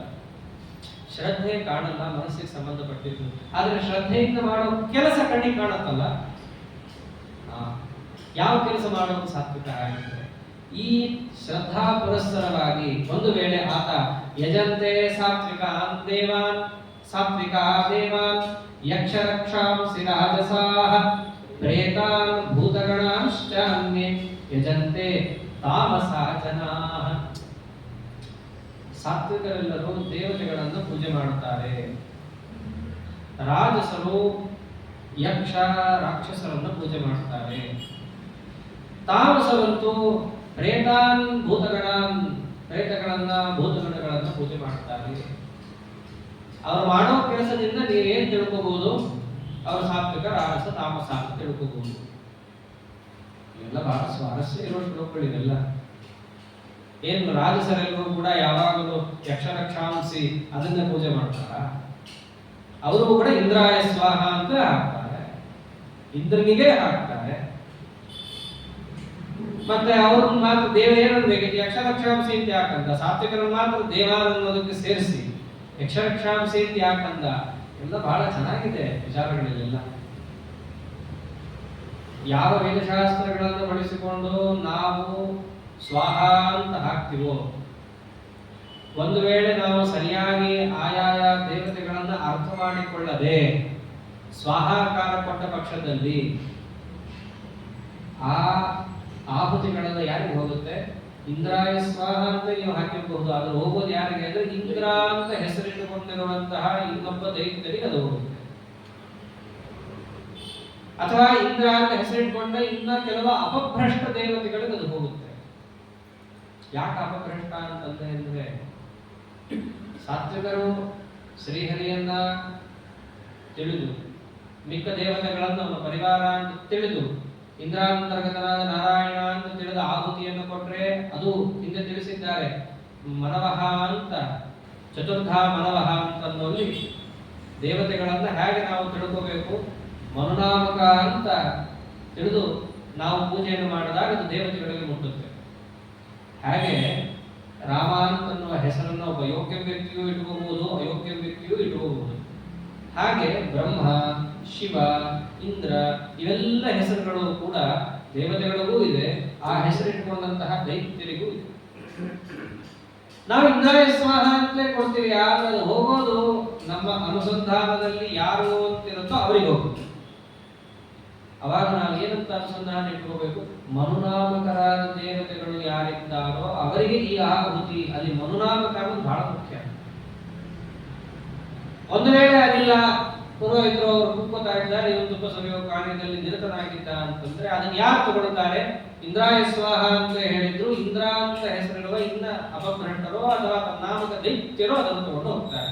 ಅದಕ್ಕೆ ದೇವರೇನಂತ, ರಾಜಸರು ಅಂತಹ ಶ್ರದ್ಧೆಯಿಂದ ಕೂಡಿರೋರಲ್ಲ. ಆದ್ದರಿಂದ ಅವರಿಗೆ ತಾರತಮ್ಯಾದಿಗಳಲ್ಲಿ ಜ್ಞಾನ ಇಲ್ಲ, ವಿಷ್ಣು ವಿಷಯದಲ್ಲಿ ಸಂಶಯ ಇರೋದ್ರಿಂದ ಅವರು ಇಂದ್ರ ಅಂತ ತಿಳ್ಕೊತಾರೆ ಅಷ್ಟೇ. ಮನುನಾಮಕ ಅದು ಇದು ಎಲ್ಲ ಹೇಳೋದು, ಅದೆಲ್ಲ ಯಾರು ಹೇಳ್ತಾರೆ? ಸಾತ್ವಿಕರು ಹೇಳ್ತಾರೆ. ಆದ್ದರಿಂದ ಅವರು ಇಂದ್ರಾಯ ಸ್ವಾಹ ಅಂತ ಹೇಳಿದ್ರು ಕೂಡ ಆ ಇಂದ್ರ ಯಾರಾಗ್ತಾನೆ? ಯಕ್ಷರಕ್ಷಾಂಸಿ ರಾಜಸಾಹ. ಆ ಯಕ್ಷರೋ ರಾಕ್ಷಸರೋ ಅದ್ರ ಹೆಸರಿಟ್ಟುಕೊಂಡವರು ಆಗ್ತಾರೆ. ಮತ್ತವರು ಹೊಂದೋದು ಯಾವುದನ್ನ? ಸಾತ್ವಿಕರೆಲ್ಲರೂ ಕೂಡ ದೇವತೆಗಳು, ಆ ದೇವತೆಗಳಿರುವಂತಹ ಸ್ವರ್ಗಾದಿಗಳು, ಮೋಕ್ಷಾದಿ ಪುರುಷಾರ್ಥವನ್ನು ಅವರು ಹೊಂದಿದರೆ, ರಾಜಸರು ಯಾವುದನ್ನು ಪಡೆದಿದ್ದಾರೆ? ಅವರು ಕೂಡ ಇಂದ್ರನನ್ನ ಯಾಗದಿಂದ ಅರ್ಚನೆ ಮಾಡಿದ ಸ್ವರ್ಗಕ್ಕೆ ಹೋಗ್ತಾರ ಅಂತಂದ್ರೆ ಅಲ್ಲಿ ವೈವಿಧ್ಯ ಇದೆ. ರಾಜಸರಲ್ಲಿ ಉತ್ತಮ ಮಧ್ಯಮ ಅಧಮರು ಅಂತ. ಅಲ್ಲಿ ಉತ್ತಮ ರಾಜಸರಿದ್ದಾರಲ್ಲ ಅವ್ರಿಗೊಂದು ಸ್ವಲ್ಪ ಸ್ವರ್ಗದ ಭಾಗ್ಯ ಇದೆ, ಹೋಗ್ತಾರೆ. ಈ ಮಧ್ಯಮ ರಾಜಸರು ಅಂತ ಇರ್ತಾರಲ್ಲ ಅವರಿಗೆ ಸಾಂಕಲ್ಪಿಕ ಸ್ವರ್ಗ ಅಂತ. ಸಾಂಕಲ್ಪಿಕ ಸ್ವರ್ಗ ಅಂತಂದ್ರೆ ಸ್ವರ್ಗದಂತೆ ನಿರ್ಮಾಣ ಮಾಡಿದ ಒಂದು ಜಾಗ ಅಷ್ಟೇ, ಸ್ವರ್ಗ ಅಲ್ಲ. ಅಲ್ಲೊಬ್ಬ ಇಂದ್ರ ಇರ್ತಾನೆ. ಅವ್ನು ಯಾರು ಅಂತಂದ್ರೆ ಇಂದ್ರನ ತರ ಅಲ್ಲೊಬ್ಬ ಇರ್ತಾನೆ ಅಷ್ಟೇ, ಇಂದ್ರ ಅಂತ ಹೆಸರಿಟ್ಕೊಂಡು. ಸಾಂಕಲ್ಪಿಕ ಸ್ವರ್ಗ. ಇನ್ನ ರಾಜಸ ಅಧಮರು ಇರ್ತಾರಲ್ಲ ಅವರಿಗೆ ಪ್ರವೇಶವೇ ಇಲ್ಲ, ಅದು ನರಕನೇ. ಆದ್ದರಿಂದ ಯಕ್ಷ ರಕ್ಷಾಂಸಿ ರಾಜಸಾಹ, ಅವರನ್ನ ಅರ್ಚನೆ ಮಾಡಿ ಅವರು ಸ್ವರ್ಗ, ಅದರಲ್ಲೂ ಸಾಂಕಲ್ಪಿಕ ಸ್ವರ್ಗಕ್ಕೆ ಅಥವಾ ನರಕಕ್ಕೆ ಅವರು ಹೋಗ್ತಾರೆ. ಇನ್ನ ಪ್ರೇತಾನ್ ಭೂತಗಣಾಂಶ್ಚಾನ್ಯೇ ಯಜಂತೆ ತಾಮಸಾ ಜನಾಃ. ತಾಮಸರೆಲ್ಲರೂ ಕೂಡ ಅವರು ಯಾರನ್ನ ಅರ್ಚನೆ ಮಾಡ್ತಾರೆ? ಶಿವ, ಸ್ಕಂದ ಇತ್ಯಾದಿಗಳನ್ನ ಅರ್ಚನೆ ಮಾಡ್ತಾರಲ್ಲ. ಮತ್ತೆ ಶಿವನನ್ನ ಅರ್ಚನೆ ಮಾಡಿದ ಶಿವನ ಹತ್ರ ಹೋಗ್ತಾರ ಅಂತಂದ್ರೆ ಹೋಗ್ತಾರೆ. ಎಲ್ಲಿ ಹೋಗ್ತಾರೆ ಗೊತ್ತೇನು? ಮಹರುದ್ರ ದೇವರ ಗಣ ಇದೆಯಲ್ಲ, ಅವರದ್ದು ಪ್ರೇತಗಣ, ಭೂತಗಣ ಅಂತ. ಆ ಗಣದಲ್ಲಿ ಒಬ್ಬ ಶಿವ ಅಂತ ಇರ್ತಾನೆ, ಅವನು ತಗೊಂಡು ಹೋಗ್ತಾನೆ. ಸ್ಕಂದ ಅಂತ ಇರ್ತಾನೆ, ಅವನು ತಗೊಂಡು ಹೋಗ್ತಾನೆ. ಅವರು ಶಿವನಿಗೆ ಅಂತ ಕೊಟ್ಟರು ಕೂಡ ಶಿವ ಮುಟ್ಟಲ್ಲ ಅವ್ರದ್ದೆಲ್ಲ. ಯಾಕೆಂದ್ರೆ ವೈಷ್ಣವೋತ್ತಮರಿ, ಅವನು ಯಾಕೆ ಮುಟ್ತಾನೆ? ಅಂತಿತ್ತಾಚಾರ್ಯ ಅದು ಇದು ಮುಟ್ಟಲ್ಲ. ಅಂಥದ್ದು ಸಾಕ್ಷಾತ್ ಮನೋನಿಯಾಮಕರಾದಂತಹ ಮಹರುದ್ರ ದೇವರು ಇವ್ರು ಕೊಟ್ಟಿದ್ದು ಅವ್ರು ಯಾಕೆ ತಗೊಳ್ತಾರೆ? ಅವರ ಗಣದಲ್ಲಿ ಯಾರ್ಯಾರು ಇರ್ತಾರಲ್ಲ ಅವ್ರಿಗೆ ಹೇಳ್ಬಿಡ್ತಾರೆ, ನೀ ಎತ್ಕೊಂಡು ಹೋಗಪ್ಪ, ಯಾಕೆ ನೀನು ಶಿವನೇ ಅಲ್ಲ, ನಿನಗೂ ಅದೇ ಹೆಸರಿದೆಯಲ್ಲ, ನೋಡು ಸ್ಕಂದ. ಸ್ಕಂದನಿಗೆ ಅವನ ನೃತ್ಯದಲ್ಲಿ ಆರೋಪದ ಸ್ಕಂದ ಅಂತ ನೀ ತಗೊಂಡು ಹೋಗು. ಹೀಗೆ ತಾಮಸರು ಮಾಡೋದನ್ನ ಅಂತಹ ಗಣದಲ್ಲಿ ಪ್ರಸಕ್ತರಾದಂತಹ ಪ್ರೇತಾನ್ ಭೂತಗಣಾನುಷ್ಠಾನ್ನೇ, ಆ ಭೂತಗಣದಲ್ಲಿ ಪ್ರಸಕ್ತರಾದವರು ಆ ಹೆಸರಿಟ್ಕೊಂಡವರು ತಗೊಂಡು ಹೋಗ್ತಾರೆ ಹೊರತು ಅಂತಹ ದೇವತೆಗಳನ್ನ ಉಂಟಲ್ಲ. ಕಾರಣ ಸಾಮಾನ್ಯವಾಗಿ ಒಂದು ದೇವತಾ ಪಟ್ಟಕ್ಕೆ ಹೋಗಬೇಕಂದ್ರೆ ಮಿನಿಮಮ್ ಅಪರೋಕ್ಷ ಜ್ಞಾನ ಇರಬೇಕು. ಅಪರೋಕ್ಷ ಜ್ಞಾನ ಇಲ್ಲದ ದೇವತಾ ಪಟ್ಟನೇ ಇಲ್ಲ. ಅಂಥದ್ದು ಇಂದ್ರಾದಿ ದೇವತೆಗಳ ಸ್ಥಾನಮಾನ ಬಹಳ ದೊಡ್ಡದಿದೆ. ನಮಗೆ ಅದೊಂದು ಊಹೆಗೂ ನಿಲುಕದಂತಹ ಅಂಶ. ಪುಷ್ಕರನ್ನೇ ನಮಗೆ ಗೊತ್ತಾಗಲ್ಲ ಅಂತಾರೆ. ಕರ್ಮಾಭಿಮಾನಿ ಪುಷ್ಕರನ ಒಂದು ಮಹಿಮೆ ಏನು ಅನ್ನೋದೇ ನಮಗೆ ಗೊತ್ತಾಗಲ್ಲ ಅಂತಂದ ಮೇಲೆ ಬಹಳ ಕಡೇ ದರ್ಜೆ ದೇವತೆ ಅಂತ ಹೇಳಿರೋದು. ಅವಂದೇ ಗೊತ್ತಾಗಲ್ಲ ಅಂತಂದ ಮೇಲೆ ಅವರ ಮೇಲಿನ ದೇವತೆಗಳು, ಅವರ ಮೇಲಿನ ಎಲ್ಲ ದೇವೋತ್ತಮನಾದ ಇಂದ್ರ ದೇವರು, ಅವರ ಮೇಲೆ ಮುಖ್ಯ ಪ್ರಾಣದ ಶಬ್ದವೇ ಅಲ್ಲಿ ತನಕ ಹೋಗಲ್ಲ ನಮಗೆ. ಅಂತಹ ದೇವತೆಗಳು ಇವನು ವಿಚಿತ್ರ ತಾಮಸಿ ಶ್ರದ್ಧೆಯಿಂದೇನಾದರೂ ಕೊಟ್ಟು ತಗೋತಾರೆ. ಯಾಕೆ ಅವರು ಹಾಕಿದ್ದಾನೆ, ದೇವರು ಹೇಳಿದ್ದಾನೆ, ಇರೋದು ಕೆಲಸ ಮಾಡಿ ಮುಗಿಸ್ಬೇಕು ಅಂತ. ಅದಕ್ಕೆ ಅವ್ರ ಗಣದಲ್ಲಿ ಏನೋ ಒಂದು ಹೇಳಿ ತಗೊಂಡು ಹೋಗು ಅಂತ ಕಳಿಸ್ಬಿಡ್ತಾರೆ. ಅವ್ರು ತಗೊಳ್ಳೋದೇ ಇಲ್ಲ. ಒಂದು ವೇಳೆ ಅವರು ವರ ಕೊಡಕ್ಕೆ ಎಷ್ಟೋ ಬಾರಿ ಬಂದಿದ್ದಾರಲ್ಲ, ತಗೊಳ್ಳಿಲ್ಲ ಅಂದ್ರೆ ಯಾಕೆ ಬರ್ತಾರೆ? ಅಲ್ಲೂ ಕೂಡ ಇವ್ರು ಮಾಡಿರೋದು ಬಂದಿರೋದಲ್ಲ, ಭಗವದ್ ಆದೇಶ ಇರೋದಕ್ಕೆ ಬಂದಿದೆ. ಮಾರುತ ದೇವರು ಬಂದಿರೋದು ಯಾಕೆ? ಕೌಂತರದ ಮಹಾಭಾವಮೋ ಶಾಸ್ತ್ರಾಣಿ ಕಾರ್ಯ. ಯಾರ್ಯಾವ ದೈತ್ಯರು ತಪಸ್ ಮಾಡ್ತಾರೋ ಅವರಿಗೆ ಹೋಗಿ ವರ ಕೊಡು ಅಂತ ಬಂದಿದೆಯೋ ಹೊರತು ಅವ್ರು ತಪಸ್ ಮಾಡಿದ್ರು ದೇವರು ತಗೊಂಡು ಪರಮ ಸಂತುಷ್ಟರಾಗ ಬಾ ಕೊಡ್ತೀನಿ ಅಂತ ಹೋಗಿದ್ದಲ್ಲ. ಭಗವಂತ ಆದೇಶ ಇರೋದಕ್ಕೆ ಬಂದಿದ್ದಾರೆ. ಯಾಕೆ ಆದೇಶ ಕೊಟ್ಟಿದ್ದಾನೆ? ಪೂರ್ವ ಪಕ್ಷವನ್ನು ನೀನು ಎಷ್ಟು ಬಲಿಷ್ಠವನ್ನಾಗಿ ಮಾಡ್ತೀಯೋ ಜಗತ್ತಿಗೆ ಸಿದ್ಧಾಂತ ಅರ್ಥ ಚೆನ್ನಾಗಾಗುತ್ತೆ. ಸಿದ್ಧಾಂತ ಅರ್ಥಗಳು ಸರಿಯರಿ. ನೀವೆಲ್ಲರೂ ಪೂರ್ವ ಪಕ್ಷದಲ್ಲಿ ಇದ್ದು ಪೂರ್ವ ಪಕ್ಷವನ್ನ ಬಲಿಷ್ಠವನ್ನಾಗಿ ಮಾಡಿಸಿ, ಇನ್ನೇನಪ್ಪ ಇಂತಹ ಬಲಿಷ್ಠ ಪೂರ್ವ ಪಕ್ಷವನ್ನ ಯಾರ ಕೈಲಿ ತಡೆಯಕ್ಕಾಗತ್ತೆ ಅಂತ ಪ್ರಶ್ನೆ ಬಂದಾಗ ನಿಮ್ಮೆಲ್ಲರ ತಲೆ ಮೇಲೂ ನನ್ನ ತಲೆ ಇದೆ. ನನ್ನ ಸರ್ವೋತ್ತಮತ್ವಕ್ಕೆ ಖ್ಯಾಪಕವಾಗುವಂತಹ ಅಂಶವನ್ನ ಜಗತ್ತಿನಲ್ಲಿ ಸಮರ್ಥನೆ ಮಾಡಲಿಕ್ಕೆ ರುದ್ರಾದಿ ದೇವತೆಗಳು ಇರೋದಲ್ಲಿ ಬ್ರಹ್ಮದೇವರು ಅಷ್ಟು ವರ ಕೊಟ್ಟರೂ ಕೂಡ ಹಿರಣ್ಯಕಶಿಪುವಿಗೆ ನರಸಿಂಹದೇವರು ತೋರಿಸಿದ್ದೇನು ಕಡೆಗೆ ಎಲ್ಲರ ಮೇಲೂ ನಾನೊಬ್ಬ ಇದ್ದೀನಿ ಅಂತ ತೋರಿಸಿದ್ರು. ಈ ಶ್ರದ್ಧೆ ಯಾರಿಗಿರುತ್ತೆ? ಸಾತ್ವಿಕರಿಗಿರುತ್ತೆ. ಅವ್ರು ಮಾಡಿದ್ದನ್ನು ಅವ್ರು ತಗೊಳ್ತಾರೆ ದೇವತೆಗಳು. ತಾಮಸಿ ಶ್ರದ್ಧೆ ಇರೋದು ಯಾಕೆ ಬಿಡ್ತಾರೋ ಗೊತ್ತೇ ಇಲ್ಲ. ಮತ್ತೆ ತಗೊಳ್ತಾರಲ್ಲ ಅಂತಂದ್ರೆ ತಗೊಳ್ಳೋದು ಯಾರು? ಪ್ರೇತಾನ್ ಭೂತಗಣಾಂಶ್ಚಾನ್ಯೇ ಯಜಂತೆ ತಾಮಸಾ ಜನಾಃ. ಅವ್ರು ಹೇಗಿರ್ತಾರೆ ಗೊತ್ತೇನು? ಇಲ್ಲಿ ದೈತ್ಯರು ದೇವತೆಗಳು ಅಂತ ನಾವು ಹಿಂದಿನ ಅಧ್ಯಾಯದಿಂದ ಸಂಗತಿಯನ್ನು ನೋಡೋದಾದ್ರೆ ಅಲ್ಲಿ ಪರಮಾತ್ಮ ಎರಡು ಅಂಶ ಹೇಳಿದದ್ದು. ಭೂತ ಸರ್ಗೋ ಲೋಕೇಸ್ಮಿನ್ ದೈವ ಆಸುರ ಏವಚ. ದೈವ ಆಸುರ ಅಂತ ಪರಮಾತ್ಮ ಹೇಳಿದ್ದಲ್ಲಿ ದೈವ ಆಸುರರಲ್ಲಿ ಸಾತ್ವಿಕರಾದ ಸುತಾಮಸ ಹೇಗೆ ಅಂತ ವಿಭಾಗ ನೋಡಿದಾಗ ಸಾತ್ವಿಕರೆಲ್ಲರೂ ದೇವತೆಗಳೇ, ಅದರಲ್ಲಿ ಯಾವ ಸಂದೇಹನೂ ಇಲ್ಲ. ಆದ್ರೆ ದೈತ್ಯರಲ್ಲಿ ಆಸುರರಲ್ಲಿ ಎರಡು ಅಂಶ, ರಾಜಸಾಸುರರು ತಾಮಸಾಸುರರು ಅಂತ ಎರಡು. ಅಸುರರೆಲ್ಲರೂ ತಾಮಸರೇ ಆಗ್ಬೇಕಂತಿಲ್ಲ. ತಾತ್ಪರ್ಯ ಮೋಕ್ಷ ಭಾಗಿಗಳಲ್ಲದವರು ಅಂತ ಅಷ್ಟೇ. ಮೋಕ್ಷ ಯಾರಿಗಿಲ್ಲ? ತಾಮಸರಿಗಿಲ್ಲ, ರಾಜಸರಿಗೆ ಇಲ್ಲೇ ಇಲ್ಲ. ಅವರಿಬ್ಬರನ್ನು ಪರಮಾತ್ಮ ಏನಂತ ಕರೆದ? ಆಸುರ ಅಂತ ಕರೆದಿದ್ದು. ವಿಶೇಷವಾಗಿ ತಾಮಸರಿದ್ದಾರೆ, ಇಲ್ಲ ಅಂತ ಅನ್ನಲ್ಲ. ಅದಕ್ಕೆ ಪರಮಾತ್ಮ ಇಲ್ಲಿ ಮುಂದೆ ಏನಂತಾನೆ? ಯಾರಿಗೆ ಶ್ರದ್ಧೆ ಅನ್ನೋದು ಅರ್ಥಾತ್ ಸಾತ್ವಿಕ ಶ್ರದ್ಧೆ ಯಾರಿಗಿಲ್ಲವೋ ಅವ್ರು ಏನೇನು ಕೆಲಸ ಮಾಡ್ತಾರೆ, ನೀವು ಹೆಂಗ ಅವರನ್ನ ಇವರು ಸಾತ್ವಿಕರಲ್ಲ ಅನ್ನೋದಂತ ಹೆಂಗೆ ನಿರ್ಣಯ ಮಾಡಬಹುದು? ಇವರು ರಾಜಸರೋ ಇವರು ತಾಮಸರೋ ಅನ್ನೋದು ನಿಮಗೆ ವಿಶಿಷ್ಯ ನಿರ್ಣಯ ಮಾಡ್ಲಿಕ್ಕೆ ಗೊತ್ತಾಗದಿದ್ರು ಇವರಂತೂ ಸಾತ್ವಿಕರಲ್ಲಪ್ಪ ಅನ್ನೋದು ಹೇಗೆ ತಿಳ್ಕೋಬಹುದು? ಅದಕ್ಕೊಂದು ಮಾನದಂಡ ಇದೆ ಅಂತ. ನಿಮಗೇನಾದರೂ ಕೂಡ ಭಗವತ್ ಶ್ರದ್ಧೆ ಇಲ್ಲ, ಅರ್ಥಾತ್ ಆಸ್ತಿಕ್ಯಾದಿ ಬುದ್ಧಿಗಳಿಲ್ಲ ಅಂತಂದ್ರೆ ಅವ್ರು ಏನ್ ಮಾಡ್ತಾರೆ? ಅಶಾಸ್ತ್ರ ವಿಹಿತ ಘೋರಂ ತಪ್ಯಂತೆ ಯೇ ತಪೋಜನಾಃ ದಂಭಾಹಂಕಾರ ಸಂಯುಕ್ತಾಃ ಕಾಮರಾಗಬಲಾನ್ವಿತಾಃ ಕರ್ಷಯಂತಃ ಶರೀರಸ್ಥಂ ಭೂತಗ್ರಾಮಚೇತಸಃ ಮಾಂಚೈವಾಂತಃ ಶರೀರಸ್ಥಂ ತಾನ್ ವಿದ್ಯಾಸುರ ನಿಶ್ಚಯಾನ್. ತಾನ್ ವಿಧಿ ಆಸುರ ನಿಶ್ಚಯಾನ್. ಆಸುರ ನಿಶ್ಚಯಾನ್, ಆಸುರಿ ನಿಶ್ಚಯವನ್ನು ಹೊಂದಿರುವವರು, ಆಸುರಿ ಶ್ರದ್ಧೆಯನ್ನು ಹೊಂದಿರುವವರು ಅಂತ ತಾನ್ ವಿಧಿ, ಅವರನ್ನು ತಿಳ್ಕೋ. ಯಾರು? ಅಶಾಸ್ತ್ರ ವಿಹಿತಂ. ಮೊದಲನೇ ಅಂಶ ಪರಮಾತ್ಮ ಅದನ್ನೇ ಹೇಳಿದ. ಹಿಂದೆ ಏನ್ ತಿಳಿಸಿದ್ದ? ತಸ್ಮಾತ್ ಶಾಸ್ತ್ರ ಪ್ರಮಾಣಂತೆ ಕಾರ್ಯಕಾರ್ಯ ವ್ಯವಸ್ಥಿತ, ಅಲ್ಲಿಗೆ ತಿಳಿಸಿದ್ದ. ತಾಮಸರು ಹೇಗಿರ್ತಾರೆ ಗೊತ್ತೇನೋ?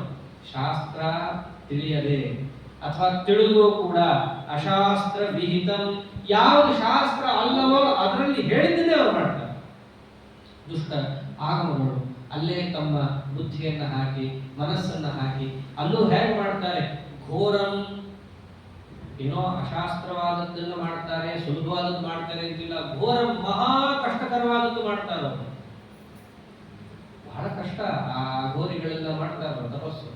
ಆಚಾರ್ಯರು ಕೂಡ ತಂತ್ರಜ್ಞಾನ ಸಂಗ್ರಹ ಅಂತ ಬಂದಿದ್ದಾರೆ, ಬಹಳ ಚೆನ್ನಾಗಿದೆ. ಅಲ್ಲವರೇನಂತಾರೆ?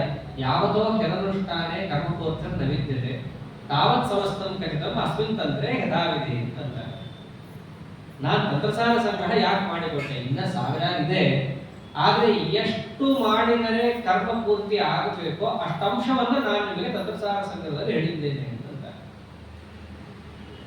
ಅಲ್ಲಿ ಅತೀವ ಕಷ್ಟವಾದದ್ದು ಇನ್ನ ಗುಂಡಕ್ರಿಯೆಯಲ್ಲಿ ವಾದಿರಾಜರು ಒಂದು ಮಾತಂತಾರೆ, ತಪಗೈವರು ಅಂತ ಹೇಳ್ಬೇಕಾದ್ರೆ ಕಲೆಯನ್ನ ಉಲ್ಟಾ ಮಾಡಿ ತಪಸ್ಸನ್ನು ಮಾಡ್ತಾ ಇರ್ತಾರೆ ಕೆಲವರು ಅಂತಲ್ಲ. ಆ ರೀತಿಯಾದಂತಹ ಘೋರವಾದದ್ದು ತಪಸ್ಸು ಮಾಡ್ತಾರೆ. ಎಲ್ಲೂ ಶಾಸ್ತ್ರ ವಿಹಿತ ಆಗಿಲ್ಲ ಅಂತವೆಲ್ಲ ಕೆಲವರು ಮಾಡ್ತಾರೆ. ಅದನ್ನ ಯಾತಕ್ಕಾಗಿ ಮಾಡ್ತಾರೆ? ಶಾಸ್ತ್ರ ವಿಹಿತವಾದದ್ದು ಶ್ರದ್ಧೆಯಿಂದ ಮಾಡ್ತಾರೆ. ಯಾವ ಮಾತನ್ನು ಆಡ್ತಿರೋದು? ಭಗವತ್ ಶ್ರದ್ಧೆಯಿಂದ ವರ್ಜಿತರಾಗಿ ಶಾಸ್ತ್ರ ವಿಧಾನವಿಲ್ಲದಂತಹ ಅಂಶವನ್ನ ಅದು ಎಷ್ಟೇ ಕಷ್ಟ ಆದ್ರೂ ಮಾಡ್ತಾರೆ. ತಪ್ಯಂತೆ ತಪೋಜನ, ಬಹಳ ತಮಗೆ ತಾಪ ಉಂಟಾದರೂ ಅದನ್ನು ಅವರು ಮಾಡ್ತಾರೆ. ಹೆಂಗ್ ಮಾಡ್ತಾರೆ ಗೊತ್ತೇನು? ದಂಭಾಹಂಕಾರ ಸಂಯುಕ್ತ. ಯಾಕೆ ಮಾಡೋಕ್ಕಾಗಲ್ಲ, ನನ್ನ ಕೈಯಲ್ಲಿ ನೋಡೇ ಬಿಡ್ತೀನಿ, ಮಾಡ್ತೀನಿ. ಅಷ್ಟೇ ಅಲ್ಲ, ಕಾಮರಾಗ ಬಲಾನ್ವಿತ, ಅಂದ್ರೆ ಅವರಿಗೆ ಆ ವಿಚಾರದಲ್ಲಿ ಹೆಚ್ಚು ಇಚ್ಛೆ ಇರುತ್ತೆ, ಆಸಕ್ತಿ ಇರುತ್ತೆ. ಅಷ್ಟೇ ಅಲ್ಲ, ಆಗ್ರಹ ಇರುತ್ತೆ. ಮೂರು ಅಂಶನೂ ಬಹಳ ಮುಖ್ಯ. ಒಂದು ಕೆಲಸವನ್ನು ನಾವು ಮಾಡಬೇಕಂದ್ರೆ ದೇವರು ತೆಕ್ಕೊಡ್ತಾರೆ, ಮೂರು ಅಂಶ ಇರಬೇಕು. ಒಂದು ಇಚ್ಛೆ, ಆಸಕ್ತಿ, ಆಗ್ರಹ. ಮೂರೂ ಮನಸ್ಸಿಗೆ ಸಂಬಂಧಪಟ್ಟಿದ್ದೇ ಆದರೂ ಒಂದೊಂದು ಕೂಡ ಮೆಟ್ಲಿದ್ದಂತೆ. ಬರೀ ಇಚ್ಛೆ ಇದ್ರೆ ಕೆಲಸ ಮಾಡಲ್ಲ, ಅದರ ಜೊತೆಗೆ ಆಸಕ್ತಿ ಇರಬೇಕು. ಬರೀ ಆಸಕ್ತಿ ಇದ್ರೆ 2 ದಿನ ಮಾಡಿದ್ರೆ ಹೋಗ್ಬಿಡ್ತಾನೆ. ಅದರ ಜೊತೆಗೆ ಏನಿರಬೇಕು? ಆಗ್ರಹನೂ ಇರಬೇಕು. ಆ ಮೂರೂ ಅಂಶಗಳನ್ನು ಅವ್ರು ಇಟ್ಕೋತಾರೆ. ಯಾಕೆ ಅಂಥ ಜನ ಅವರು ಅಂತ ತಿಳಿಸ್ತಾರೆ. ಸಾತ್ವಿಕರಿಗೆ ಅದು ಇರಲ್ಲ ಅಂತಿಲ್ಲ, ಇರುತ್ತೆ. ಆದರೆ ಶ್ರದ್ಧಾಪೂರ್ವಕವಾಗಿ ಅವರು ಮಾಡಿ ಶಾಸ್ತ್ರವಿಹಿತವಾದದ್ದು ಮಾಡ್ತಾರೆ. ಇವ್ರು ಯಾವ್ದು ಮಾಡ್ತಾರೆ? ಅಶಾಸ್ತ್ರವಿಹಿತಂ ಘೋರ. ಇನ್ನೊಂದು ಸ್ವಾರಸ್ಯ ಇಲ್ಲಿ, ಘೋರ ಅಂತಂದ್ರೆ ಏನು? ಕಷ್ಟಕರವಾದದ್ದು.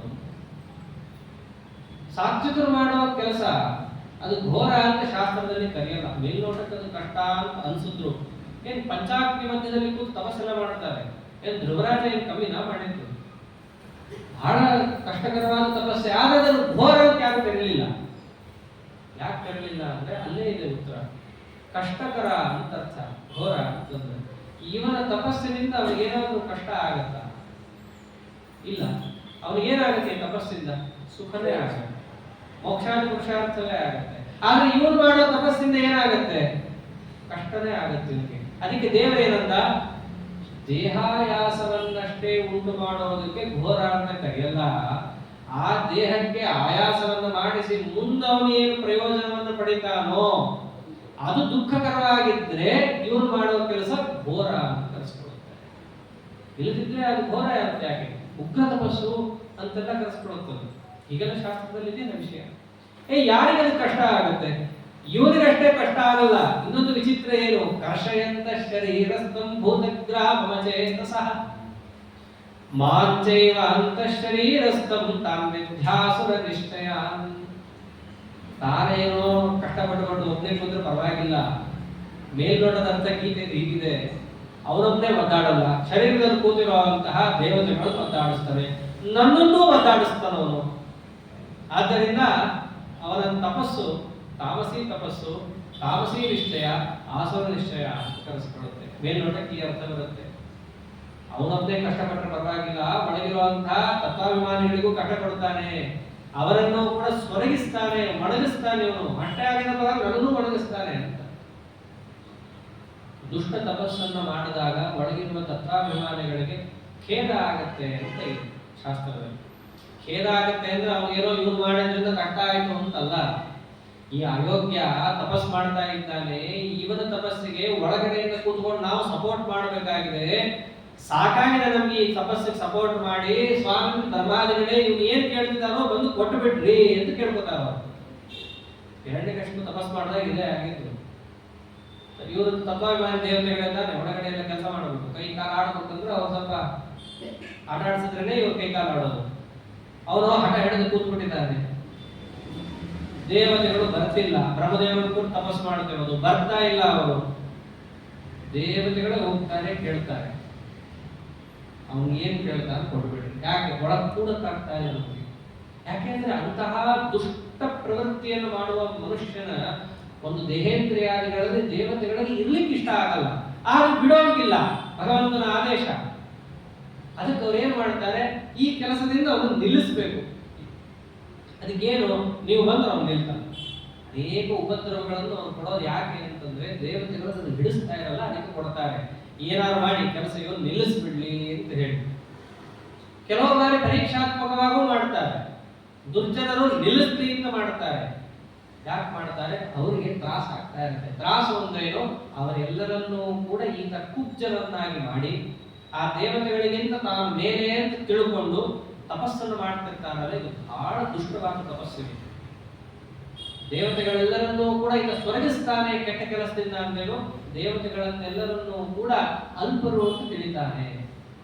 ಅಷ್ಟೇ ಅಲ್ಲ, ನನ್ನನ್ನೂ ಕೂಡ ಈತ ಸ್ವರ್ಗಿಸ್ತಾನೆ ಅಂದ್ರೇನು, ಅಲ್ಪ ಬುದ್ಧಿಯನ್ನು ಹೊಂದುತ್ತಾನೆ ನನ್ನ ವಿಷಯದಲ್ಲೂ ಕೂಡ.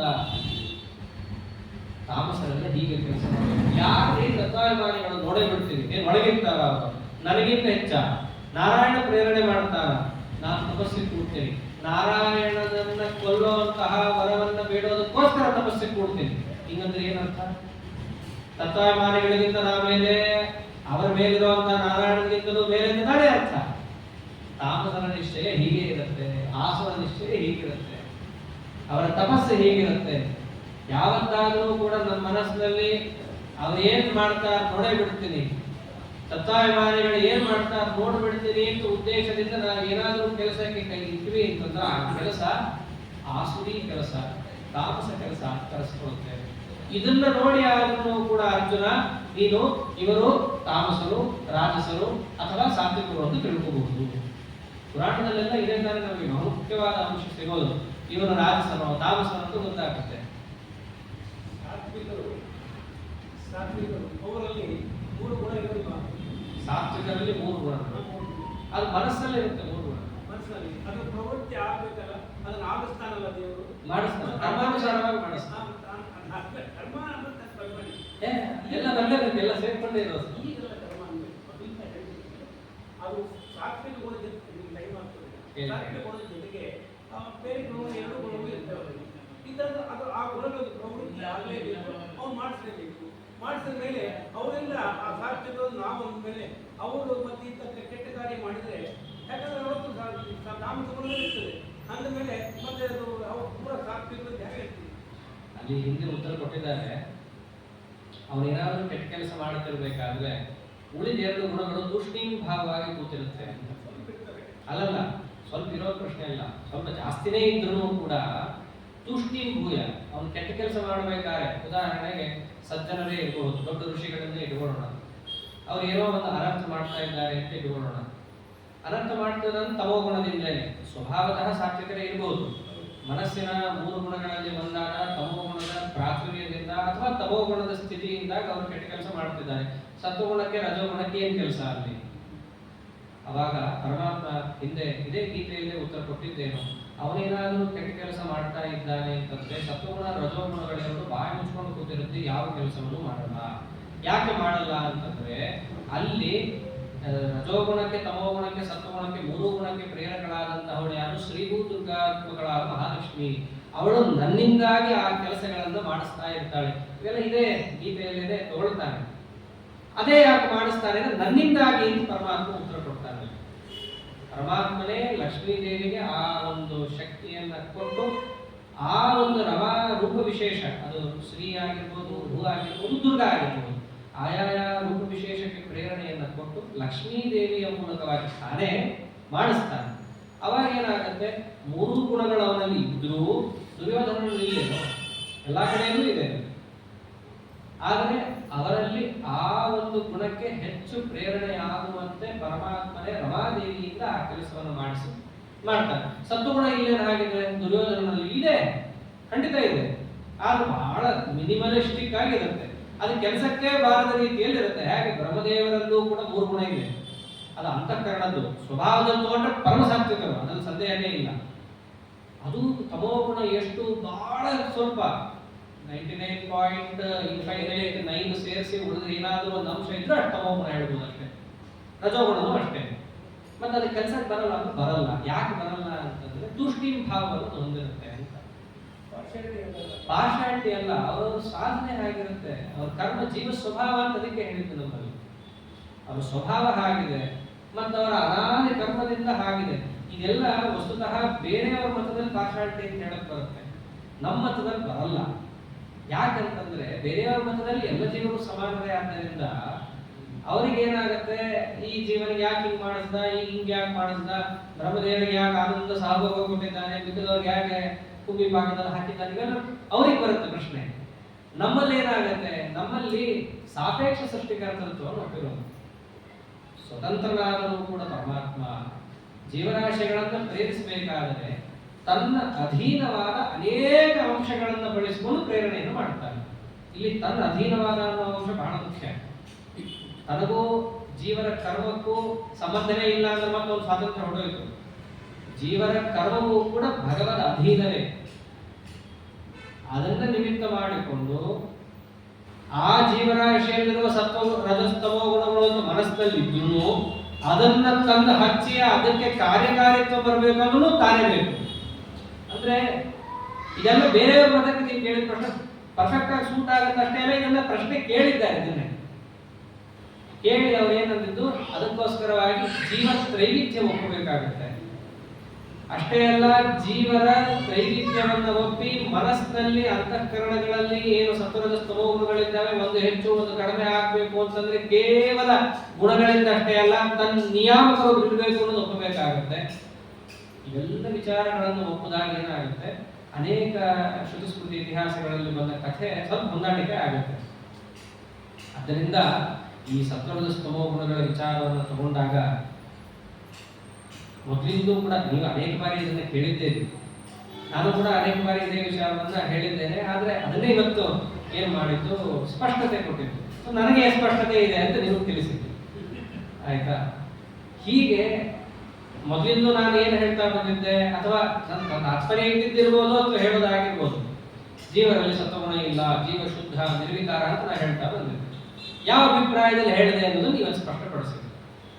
ಜೀವನದಲ್ಲಿ ಸಾತ್ವಿಕ ರಾಜ ತಾಮಸ ಅಂತ ವಾಸ್ತವಿಕವಾಗಿ ಇಲ್ಲದೆ ಅಂತ ನಾನು ಅಂದಿದ್ರೆ ಅದರ ಅರ್ಥ ಏನು ಅನ್ನೋದನ್ನು ಇವತ್ತೇ ಹೇಳಿ. ಹಿಂಗೆ ತಗೊಂಡಾಗ ಒಂದ್ಸರ್ತಿ ಸತ್ವಗುಣವನ್ನ ಹೆಚ್ಚು ಮಾಡಿಕೊಂಡು ಕೆಲಸ ಒಳ್ಳೇದು ಮಾಡಿಬಿಟ್ಟ, ಉಳಿದ ಎರಡು ಗುಣಗಳಿಗೆ ನಿದ್ದೆ ಮಾಡ್ತಾ ಇರುತ್ತಾ ಅಂದ್ರೆ ಹೌದು, ನಿದ್ದೆನೇ ಮಾಡ್ತಾ ಇರುತ್ತೆ. ಅಕ್ಷರಶಃ ತುಷ್ಟಿಭಾವವನ್ನೇ ಹೇಳಿದ್ದಾನೆ ದೇವರು.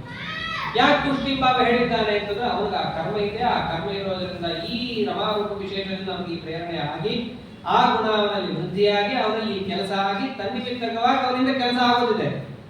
ಉಳಿದ ಎರಡು ರೂಪಕ್ಕೆ ಅವರ ಪ್ರೇರಣೆ ಕೊಟ್ಟಿಲ್ಲ.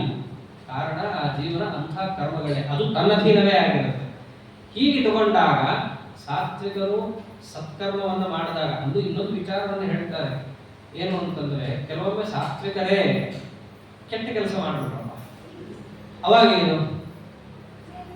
ತಾಮಸರು ಒಳ್ಳೆ ಕೆಲಸ ಮಾಡ್ಬಿಟ್ರು, ಅವಾಗೇನು? ಒಳ್ಳೇದಾಗುತ್ತಾ ಕೆಟ್ಟದಾಗುತ್ತಾ? ಕೋರ್ಸ್ ಕೆಟ್ಟದಾಗುತ್ತೆ, ಯಾವ ಸಂದೇಹನೂ ಇಲ್ಲ.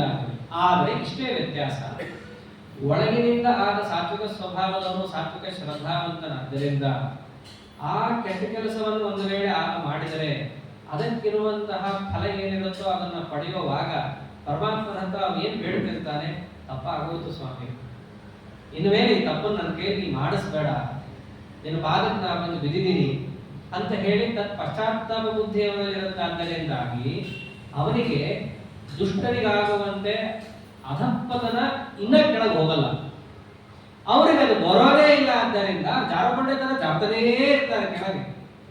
ಇಷ್ಟೇ ವ್ಯತ್ಯಾಸ ಇರೋದು. ಅದನ್ನು ಇಲ್ಲಿ ತಿಳಿಸ್ತಾ ಇದ್ದಾನೆ. ಇದನ್ನು ನೋಡೇ ನಾವೇನ್ ತಿಳ್ಕೋಬಹುದು, ಇವರು ಸಾತ್ವಿಕರು, ಇವರು ರಾಜಸರು, ತಾಮಸರು. ಅದರ ಮೇಲೂ ನಾನು ಅವಾಗ ಅದನ್ನೇ ಹೇಳಿದ್ದು, ನಮಗೆ ಎಷ್ಟು ಕಾಣುತ್ರಿ ಈ ಜೀವರಾಶಿಯ ಸಾಧನೆ ಬಹಳ ದೊಡ್ಡದು. ಈ ಜನ್ಮ ಬಹಳ ಮಿನಿಮಲಿಸ್ಟಿಕ್ ಆಗಿರುತ್ತೆ. ನಮಗೇನೋ ಈ 100 ವರ್ಷನೇ ಬಹಳ ದೊಡ್ಡದು ಅಂತ ನಮ್ಮ ತಲೆಯಲ್ಲಿದ್ದರೆ ಸುಮ್ಮನೆ ನೋಡಿದ್ರೆ ಬ್ರಹ್ಮದೇವರು 100 ವರ್ಷ, ಅದರಲ್ಲಿ ಒಂದೇ ದಿನ ಶ್ವೇತವರಾಹ ಕಲ್ಪ, ಅದರಲ್ಲಿ 7 ಮನ್ವಂತರದ ಯಾವುದೋ ಒಂದು ಚಕ್ರದ ಒಂದು ಚತುರ್ಯುಗ ಚಕ್ರದಲ್ಲಿ 28ನೇದರಲ್ಲಿ ಇದು ಯಾವುದೋ 5000 ವರ್ಷ ಆದ್ರೂ ನಾವು ಬಂದಿರೋದು. ಅದರಲ್ಲಿ ದೇವರು ಒಂದು ವೇಳೆ ನಮ್ಮ ಕರ್ಮಾನುಸಾರ ಪುಣ್ಯ ಇತ್ತು ಅಂದ್ರೆ 100 ವರ್ಷ ಇಟ್ಟ. ಇದರಲ್ಲಿ ಮಾಡಿದ ಕಿಂಚಿತ್ ಸಾಧನೆಯನ್ನು ನೋಡಿ ನಾವು ಸಾತ್ವಿಕರಾದ ಸಾತ್ ಅಳಿಯಕ್ಕೆ ಆಗಲ್ಲ. ಯಾರಿಗೆ ಗೊತ್ತು, ಏನೋ ಒಂದು ದುಷ್ಟ ಕರ್ಮ ಇತ್ತು ಒಂದು, ಈ ಜನ್ಮದ ಬರೀ ಕೆಟ್ಟ ಕೆಲಸನೇ ಮಾಡದ, ಒಳ್ಳೆಯವನು ಇರಬಹುದು, ನಮ್ಗೆ ಗೊತ್ತಾಗಲ್ಲ. ಆದ್ರೆ ಎಲ್ಲಿ ಪ್ರಸಿದ್ಧ ಇದೆಯೋ ಅಲ್ಲಾದ್ರೂ ನಾವು ನಿರ್ಣಯ ತಗೋಬೇಕಷ್ಟೇ. ಅದಕ್ಕೋಸ್ಕರ ಪರಮಾತ್ಮ ಏನ್ ಮಾಡ್ದ, ನೋಡ್ರಪ್ಪ ಇವನು ಇಂತಿಂತ ಹಣೆ ಬಾರ ಇದೆ, ನೀವು ಇವರನ್ನು ಈ ಜೀವ ಅಂತ ತಿಳ್ಕೊಳ್ರಿ. ತಿಳ್ಕೊಂಡು ಮುಂದೇನು, ದೈವಿ ಸಂಪತ್ ವಿಮೋಕ್ಷಾಯ ನಿಬಂಧಾಯ ಆಸುರೀಬಂಧ. ಇವನು ದೈವಿ ಸಂಪತ್ತುಳ್ಳವನು, ಆದ್ದರಿಂದ ಮೋಕ್ಷಾದಿ ಪುರುಷಾರ್ಥ ಭಾಗ್ಯ ಆಗ್ತಾನೆ. ಅವನನ್ನು ನೋಡಿ ನೀವು ಕೂಡ ಆ ಸಂಪತ್ತನ್ನು ಬೆಳೆಸಿಕೊಳ್ಳ್ರಿ, ಮೋಕ್ಷಾದಿ ಪುರುಷಾರ್ಥವನ್ನು ಹೊಂದ್ರಿ. ಇವನು ಆಸುರಿ ಸಂಪತ್ತನ್ನು ಹೊಂದಿರೋದ್ರಿಂದ ತಮೋ ಭಾಗ್ಯ ಆದ, ನಿಮಗೂ ಅಂತಹದ್ದೇ ತಪಸ್ಸು ಬೇಕು ಅಂತಂದ್ರೆ ಅವಶ್ಯವಾಗಿ ಅದನ್ನೇ ನೀವು ಪಡಿಬಹುದು. ಬೇಡ ಅಂತಂದ್ರೆ ಅದನ್ನ ಬಿಡ್ಲಿಕ್ಕೆ ಪ್ರಯತ್ನ ಪಡ್ರಿ. ಇದನ್ನ ಅಲ್ಲಿ ಪರಮಾತ್ಮ ತಿಳಿಸೋದು ಇಷ್ಟು ಹೇಳಿದ. ಅಂದ್ರೆ 2 ಅಂಶವನ್ನು ಇಲ್ಲಿ ಪರಮಾತ್ಮ ತಗೊಂಡು ಜೀವತ್ರೈವಿಧ್ಯ ಹೇಳಿದ್ರು. ಒಂದು ಶ್ರದ್ಧೆ, ಇನ್ನೊಂದು ಶ್ರದ್ಧಾಪೂರ್ವಕವಾಗಿ ಅವನು ಮಾಡುವ ಕೆಲಸ. ಇವೆರಡನ್ನ ನೋಡಿ ಪರಮಾತ್ಮ ಜೀವತ್ರೈವಿಧ್ಯ ಹೇಳಿದ್ನಲ್ಲ. ಇದ್ರ ಮೇಲೆ ಇನ್ನೊಂದು ಹೇಳ್ತಾನೆ ಪರಮಾತ್ಮ, ಅದರಿಂದ ವಿಚಿತ್ರ. ಆಹಾರವನ್ನು ನೋಡಿದ್ರು ಅವನು ಸಾತ್ವಿಕನೋ ರಾಜಸನೋ ತಾಮಸನೋ ಅಂತ ಹೇಳ್ಬೋದು ಅಂತ. ಅದು ಯಾವ ರೀತಿಯಾಗಿ ನಾಳೆ ನೋಡೋಣ. ಶ್ರೀಕೃಷ್ಣ ಅರ್ಪಣಮಸ್ತು. ಹರೇ ನಮಃ.